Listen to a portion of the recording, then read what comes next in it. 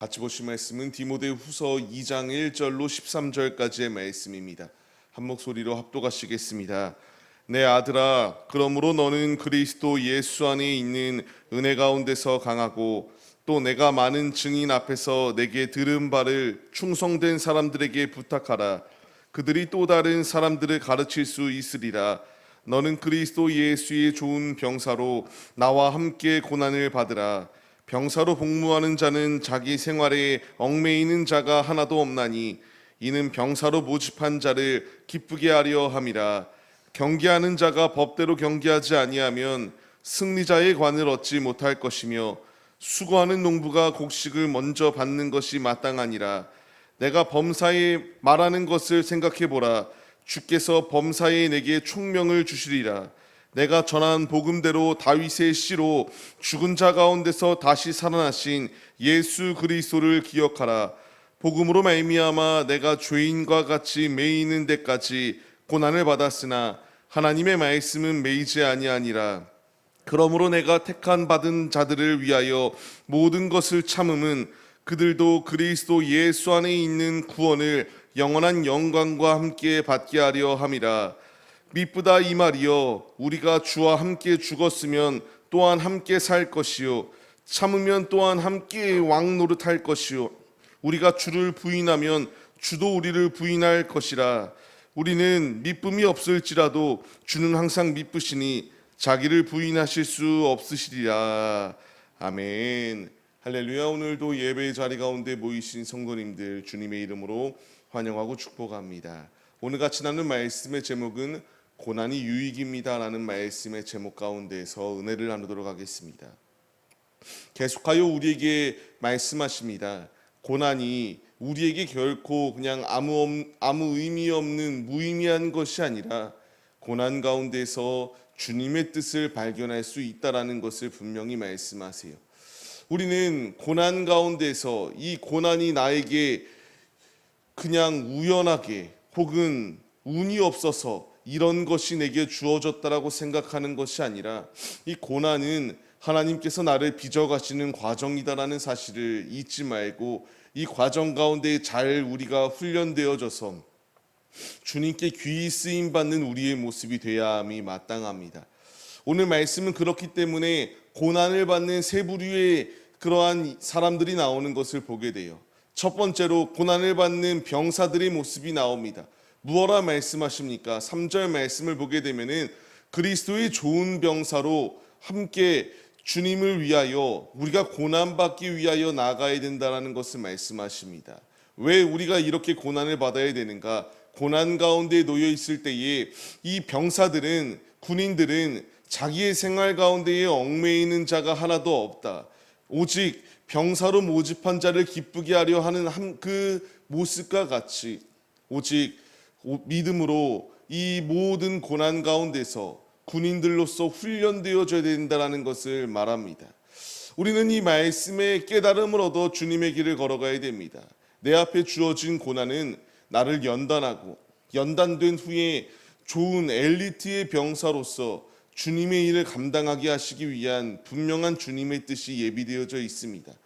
이 고난 앞에 왜 이 고난이 왔는지 우리가 알지 못하지만 분명히 오늘 이 디모데후서의 말씀과 같이 병사로 모집한 자를 기쁘시게 하기 위하여 훈련되어지고 연단되어진 후에 귀히 쓰임 받는 것처럼 우리의 이 모든 훈련의 과정 가운데서 과정은 어렵습니다. 그러나 이 과정을 잘 마치고 난 후에 우리가 언제 어디서든 적이 내 앞에 다가와도 그 적을 무찌를 수 있는 용맹한 군인으로서 우리를 쓰시기 위한 주님의 훈련의 과정이다라는 사실을 잊지 마시고 우리의 모든 우리를 얽매이는 그러한 죄의 모습들을 내려놔야 함이 마땅함을 주님이 우리에게 말씀하십니다.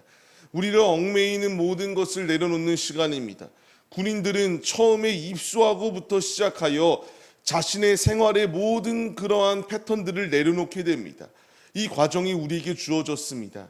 죄의 모든 그러한 과정들, 육신의 소욕대로 살고자 하였던 나의 모든 과정을 내려놓고 이제 주님 앞에 쓰임받기 위한 훈련의 과정들이 우리 앞에 놓였습니다. 우리에게 필요한 자세는 우리를 부르신 대장 되시는 예수님만을 바라보며 주의 말씀에 순종하여 믿음의 길을 걸어가는 것이 우리의 모습이 되어야 마땅합니다.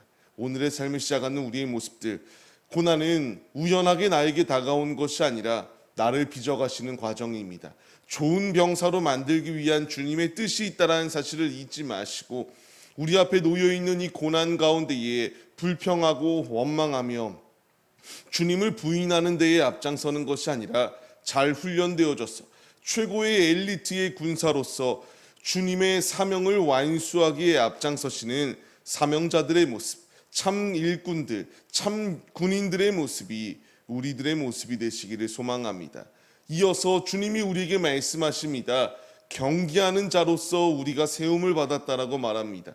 경계하는 자가 법대로 경계해야 된다라는 것을 말해요.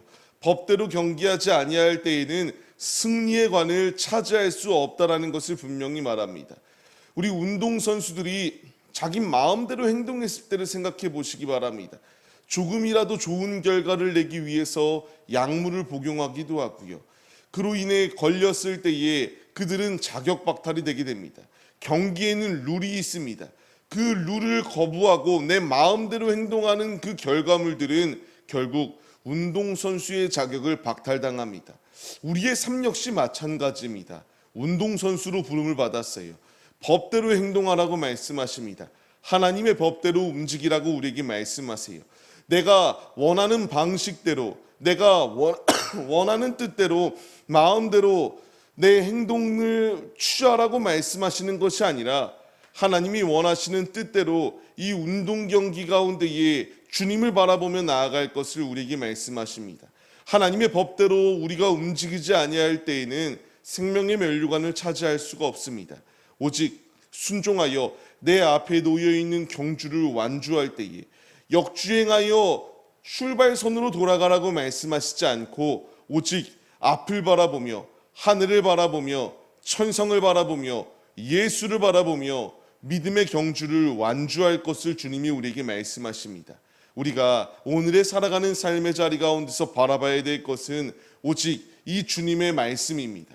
말씀 안에 내가 거할 때에, 말씀 속에서 내가 삶을 살아갈 때에 주님이 우리를 생명의 자리 가운데 거할 수 있는 놀라운 은혜를 더하여 주신다는 사실을 잊지 마시고 매 순간순간마다 하나님의 말씀대로 움직이시고 하나님의 뜻을 성취시키는 데에 앞장서시는 신앙의 믿음의 경주자들의 모습이 우리 모두의 모습이 되시기를 소망합니다. 이제 마지막으로 농부의 모습이 나오게 됩니다.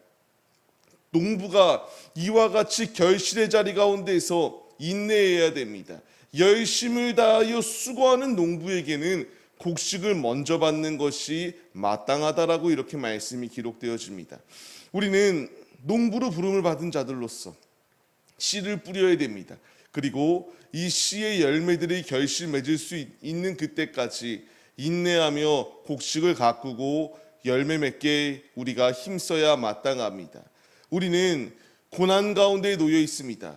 수고로이 농부로서의 사명을 감당할 때에 우리를 공격하는 장애물들이 얼마나 많나요?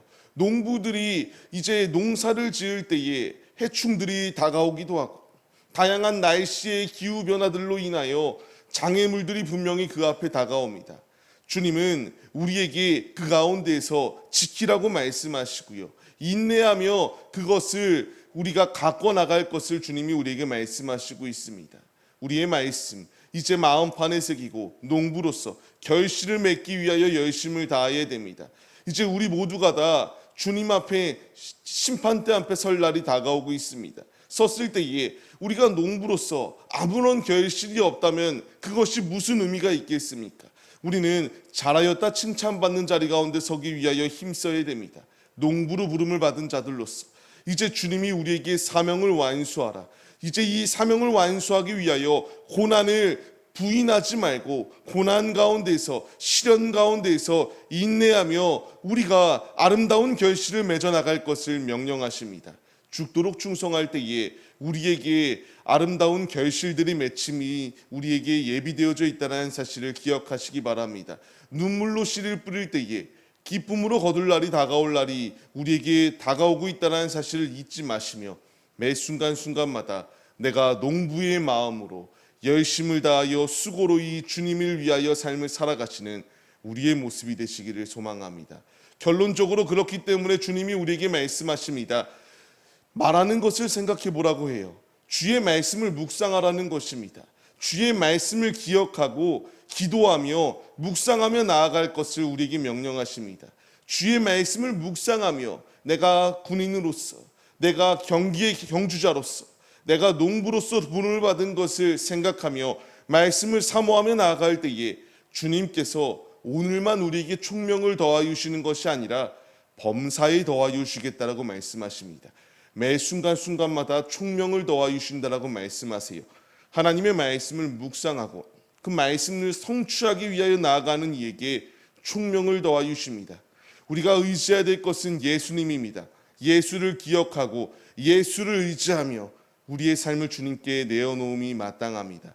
오늘의 살아가는 삶의 자리 가운데서 이 분명한 사실을 잊지 마시고 고난은 우리를 더욱더 단단하게 하여 주는 주님의 뜻이 있다라는 사실을 기억하시기 바랍니다. 우리가 이 분명한 사실을 잊지 마시고 고난 가운데서 연단되어지고 잘못된 길을 가라 주님께 또한 징계받는 상황이 놓여 있을 때에 속히 돌이킬 때에 살 수 있습니다. 이 고난 가운데서 더욱더 나를 견고하게 하여 주님께 귀히 쓰임 받으시는 하나님의 신실한 자녀들의 모습이 우리 모두의 모습이 되시기를 주님의 이름으로 간절히 축원합니다.